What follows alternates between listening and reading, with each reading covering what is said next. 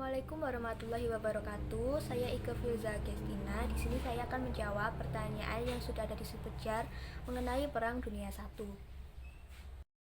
Latar belakang terjadinya Perang Dunia I. Yang pertama yaitu pertentangan antara negara Eropa. Sebelum terjadinya Perang Dunia I, beberapa negara di Eropa memang sudah mengalami pertentangan, seperti pertentangan antar Inggris dan Jerman dalam bidang industri. Lalu ada juga pertentangan Serbia dengan Austria-Hungaria mengenai perebutan wilayah. Pertentangan antar negara Eropa ini merupakan penyebab terjadinya Perang Dunia I.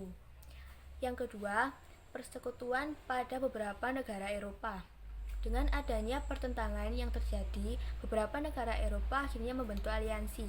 Pada 1882 terbentuklah aliansi tiga yang terdiri dari Jerman, Austria-Hungaria, dan juga Italia.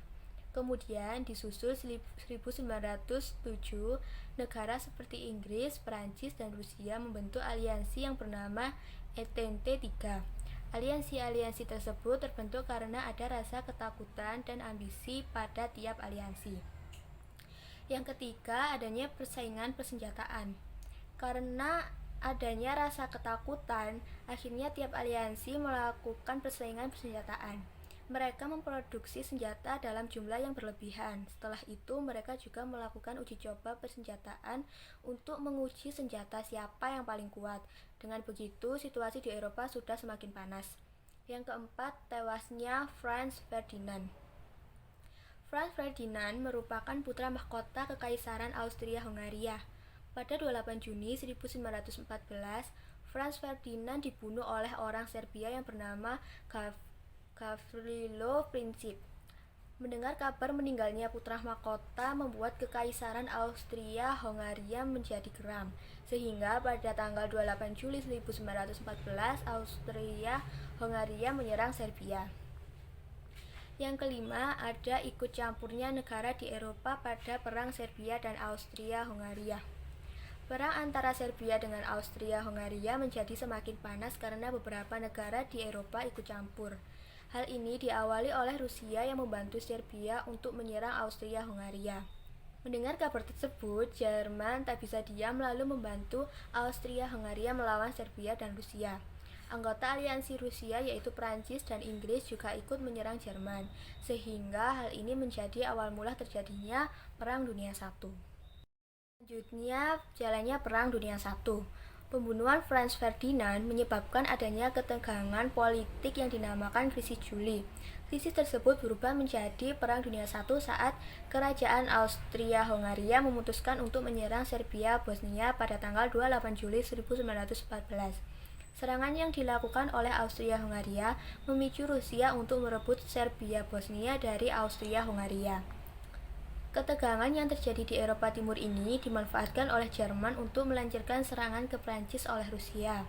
Di sisi lain, Inggris sebagai aliansi sekutu turut menyatakan perang terhadap Jerman pada tanggal 4 Agustus 1914. Dalam buku The Great War 1914-1918 karya Spencer C. Tucker ini disebutkan bahwa Perang Dunia I juga melibatkan negara-negara di luar Eropa.